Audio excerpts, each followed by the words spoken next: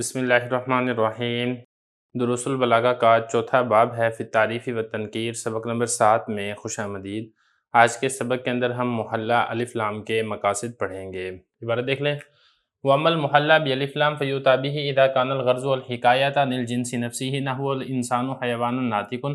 وَتُسَمَّى الْجِنْسِيَّةً أَوِ الْحِكَايَةَ عَنْ مَعْهُودٍ مِنْ أَفْرَادِ الْجِنْسِ وَعَهْدُهُ إِمَّا بِتَقْدِيمِ ذِكْرِهِ كَمَا أَرْسَلْنَا إِلَى فِرْعَوْنَ رَسُولًا فَعَصَى فِرْعَوْنُ الرَّسُولَ وَإِمَّا بِحُضُورِهِ بِذَاتِهِ نَحْوَ الْيَوْمَ أَكْمَلْتُ لَكُمْ دِينَكُمْ وَإِمَّا بِمَعْرِفَةِ السَّامِعِ لَهُ نَحْوُ وَإِذْ يُبَايِعُونَكَ تَحْتَ الشَّجَرَةِ وَتُسَمَّى أَلِف لام أهدية أو الحكاية عن جميع أفراد الجنس نحو إن الإنسان لفي خسر وتسمى ألف لام استغراقية وقد يراد بألف لام الإشارة إلى الجنس في فرد ما نحو ولقد أمر على اللئيم يسبني فمضيت ثم قلت لا يعنيني وإذا بقى المحلى بال خبرا أفاد القصر نحو وهو الغفور الودود۔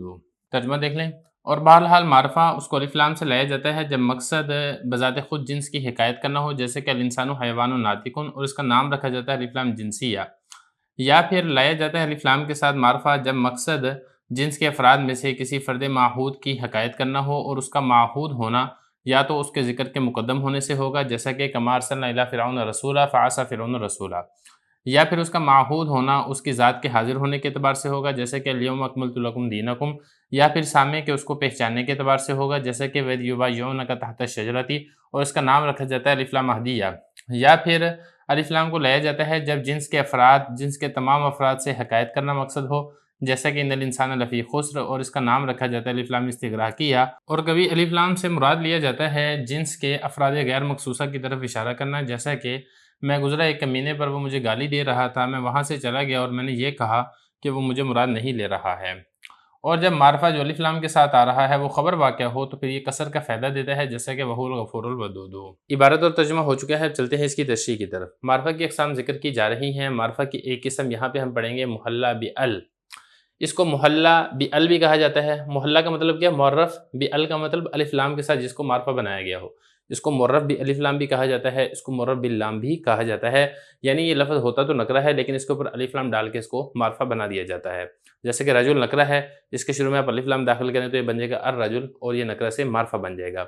اب یہ الف لام کے ذریعے سے جو معرفہ آتا ہے یہ کن مقاصد کے لیے آتا ہے، انہی تمام مقاصد کو ہم آج کے سبق کے اندر ذکر کریں گے۔ پہلا مقصد دیکھیں، فرما رہے ہیں کہ الف لام کے ذریعے سے معرفہ کو لایا جاتا ہے کب؟ جب جنس کی حکایت کرنا مقصد ہو، یعنی متکلم کا جو مقصود ہے وہ صرف جنس کی طرف اشارہ کرنا ہو، اس وقت الف لام ڈال کے نکرہ کو معرفہ بنا دیا جاتا ہے، جس سے جنس اور ماہیت کی طرف اشارہ کیا جاتا ہے، اور یہ جو الف لام ہوتا ہے اس کو الف لام جنسی کہا جاتا ہے۔ تو یہ وہ فرما رہے ہیں جیسے کہ الانسان حیوان ناطق۔ اب یہاں بھی دیکھیں یہ جو انسان ہے یہ نکرہ تھا، اس کے شروع میں الف لام ڈال کے اس کو معرفہ بنا دیا گیا۔ اب یہاں پہ مقصد کیا ہے الف لام ڈال کے؟ مقصد یہاں پر یہ ہے کہ جو جنس انسان ہے اس کی طرف اشارہ کرنا مقصد ہے، لہذا یہ جو الف لام ہے اس کو الف لام جنسی کہا جائے گا۔ تو یہ بتا رہے ہیں وَتُسَمَّى الْجِنْسِيَّةً، اور اس کا نام رکھا جاتا ہے الجنسیہ یا الف لام جنسیہ۔ اس کے بعد آگے دیکھیں اَوِ الْحِكَايَةَ عَنْ مَعْهُودٍ مِنْ أَفْرَادِ الْجِنْسِ۔ لیکن بعض اوقات یہ ہوتا ہے کہ الف لام ڈال کے جس نکرہ کو معرفہ بنایا جاتا ہے اس کو لایا اس مقصد کے لیے جاتا ہے کہ جنس کے جو افراد ہیں اس کے کسی فرد مخصوص کی طرف اشارہ کرنا، یہ مقصد ہوتا ہے۔ لیکن اس کے لیے ضروری یہ ہے کہ وہ جو فرد ہے جس کی طرف الف لام داخل کر کے اشارہ کیا جا رہا ہے اس کا تذکرہ پہلے ہو چکا ہو، ماقبل میں اس کا تذکرہ آ چکا ہو، تو پھر اس وقت آپ اسی کی طرف اشارہ نکرہ کے اوپر الف لام ڈال کے کر سکتے ہیں۔ اس کی مثال دیکھیں، مثال اس کی یہ ہے جیسے کہ کما ارسلنا الی فرعون رسولا فعصى فرعون رسولا، جیسا کہ ہم نے بھیجا فرعون کی طرف رسول، فعصى فرعون رسولا، فرعون نے رسول کی نافرمانی کی۔ اب یہاں پہ دیکھیں یہ جو الرسول ہے،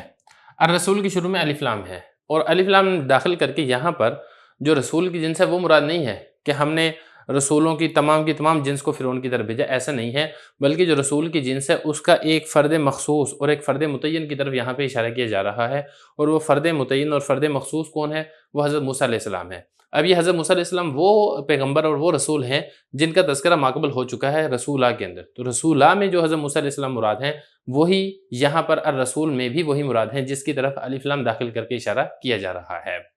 تو یہ بتا رہے ہیں، یا پھر مقصد جو ہوتا ہے الف لام کا وہ حکایت کرنا ہوتا ہے جنس کے افراد میں سے کسی معہود یعنی کسی مخصوص فرد کی طرف حکایت کرنا یا کسی مخصوص فرد کی طرف اشارہ کرنا، یہ مقصد ہوتا ہے۔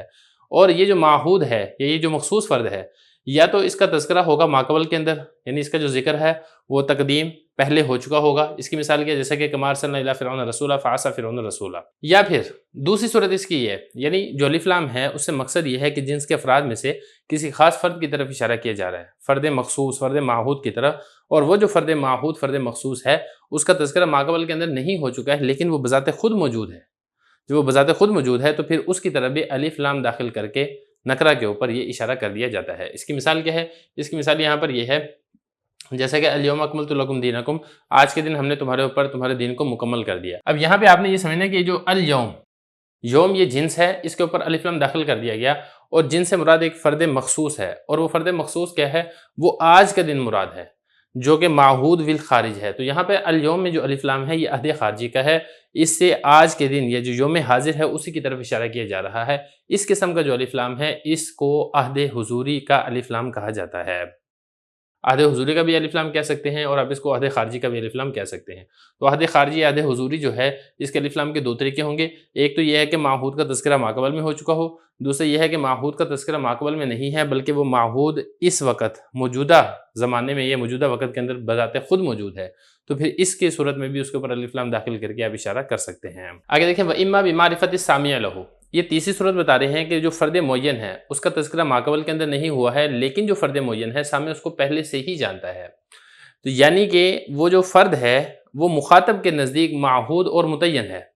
تو مخاطب کے نزدیک معہود اور متعین ہونے کی وجہ سے اس پر نکرہ کے اوپر الف لام داخل کر کے اس کو معرفہ بنا دیا جاتا ہے، جس میں اسی معہود اور اسی مخصوص اور اسی متعین کی طرف اشارہ کیا جاتا ہے جس کو مخاطب پہلے سے جانتا ہے۔ اب اس کی مثال کیا ہے؟ اس کی مثال یہاں پر یہ وَيُبَايِعُونَكَ تَحْتَ الشَّجَرَةِ، اب یہاں پہ دیکھیں الشجرہ، شجرہ کے اوپر الف لام داخل ہے، یہ جنس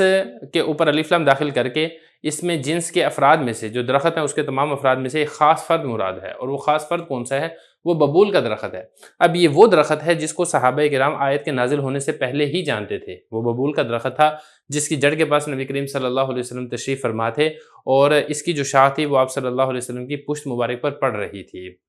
تو لہذا اب اسی درخت کی طرف الف لام داخل کر کے اشارہ کر دیا جا رہا ہے، تو اس سے مراد وہی مخصوص اور متعین درخت ہے جس کو صحابہ کرام، یا دوسرے لفظوں میں ہم یہ کہ مخاطب اس کو پہلے سے ہی جانتا ہے۔ اس قسم کا جو الف لام ہے اس کو عہد خارجی کا الف لام بھی کہا جاتا ہے۔ تو یہ بتا رہے ہیں وَإِمَّا بِمَعْرِفَةِ السَّامِعِ لَهُ، یا پھر یہ ہے کہ جو سامع ہے سامع اس کو پہچانتا ہے، یہ جو لہو میں ہو ضمیر ہے وہ معہود کی طرف لوٹ رہی ہے۔ مثال اس کی کیا ہے کہ وَيُبَايِعُونَكَ تَحْتَ الشَّجَرَةِ، اور اس کا نام کیا رکھا جاتا ہے؟ اس کا نام الف لام عہدیہ بھی رکھا جاتا ہے، عہدیہ کا مطلب یہ ہے الف لام عہد خارجی کا۔ آگے دیکھیں اب الحکایۃ عن جمیع افراد الجنس، آگے بتا رہے ہیں کہ جو نکرہ کے اوپر الف لام داخل کیا جاتا ہے اور اس کو معرف باللام لا کر ذکر کیا جاتا ہے، اس کا مقصد کیا ہوتا ہے؟ اس کا مقصد یہ ہوتا ہے کہ الف لام سے جنس کے تمام افراد کی طرف اشارہ کرنا ہوتا ہے۔ دیکھیں ہم نے اوپر یہ پڑھا تھا کہ جنس مراد ہوتی ہے، اس کے بعد پھر ہم نے یہ پڑھا تھا کہ جنس کا کوئی فرد متعین مراد ہوتا ہے، اب یہاں پر یہ بتا رہے ہیں کہ جنس کا کوئی ایک فرد مراد نہیں ہے بلکہ جنس کے تمام افراد مراد ہوتے ہیں۔ اس قسم کا جو الف لام ہوتا ہے اس کو الف لام استغراقی کہا جاتا ہے۔ اس کی مثال کیا ہے؟ اس کی مثال یہاں پر یہ ان الانسان لفی خسر، یہ جو الانسان ہے، الانسان کے اوپر جو الف لام ہے یہ الف لام استغراق کا ہے، مطلب یہاں پر جنس کے تمام افراد مراد ہیں، کہ جو انسان ہیں، انسانیت کے یا انسانوں کے تمام افراد وہ خسارے کے اندر ہیں سوائے اس کے جو ایمان لائے اور نیک اعمال کیے۔ تو یہ بتا رہے ہیں، یا پھر جو مقصد ہوتا ہے الف لام کا وہ جنس کے تمام افراد کی حکایت کرنا ہوتا ہے، جیسے کہ ان الانسان لفی خسر، اور اس کا نام رکھا جاتا ہے الف لام استغراق کیا۔ اس کے بعد آگے دیکھیں وقت یرادو، بتانا یہ چاہ رہے ہیں کہ کبھی الف لام سے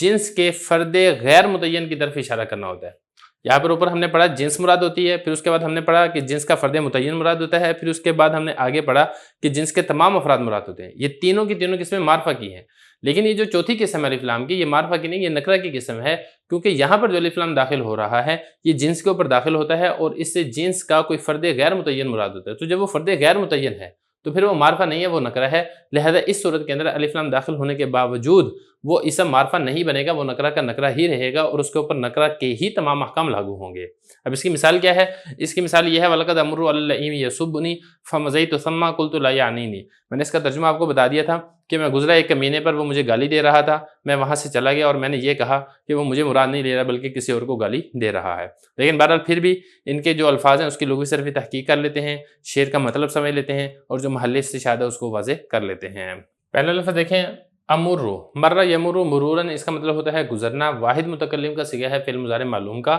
دوسرا لفظ دیکھیں یسبو، سبا یسبو، اس کا مطلب ہوتا ہے گالی دینا، برا بھلا کہنا۔ مزا یمزی،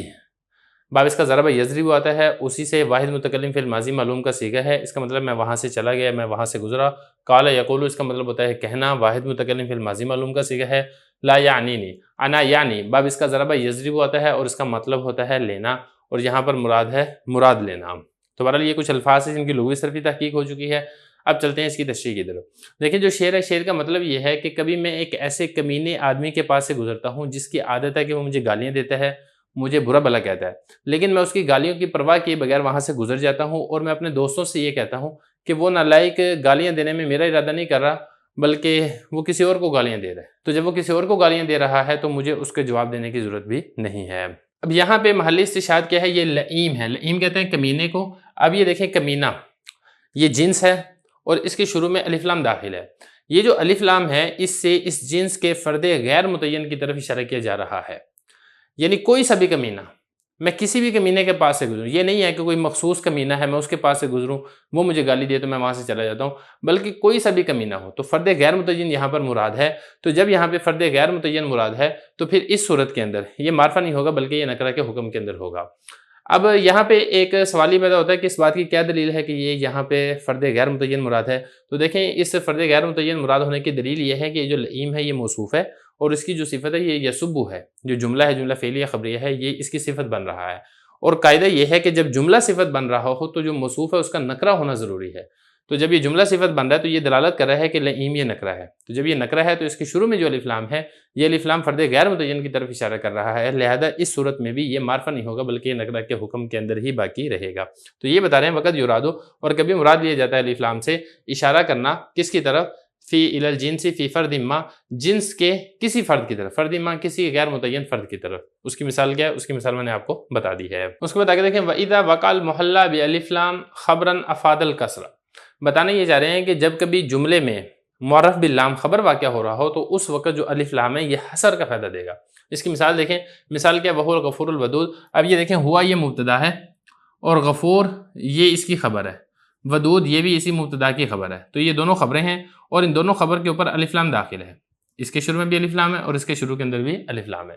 تو خبر کے اندر جو ایسا لفظ ہے جس کے شروع میں الف لام داخل ہو رہا ہے، تو جب خبر میں الف لام داخل ہوگا تو پھر یہ حصر کا فائدہ دے گا۔ اب حصر کا فائدہ دینے کا مطلب یہ بنے گا کہ اللہ ہی کی ذات وہی مغفرت کرنے والی ذات ہے، وہی محبت کرنے والی ذات ہے، اللہ کی مغفرت کرنے جیسا کوئی معاف کرنے والا نہیں ہے، اللہ کی محبت کرنے جیسا کوئی محبت کرنے والا نہیں ہے۔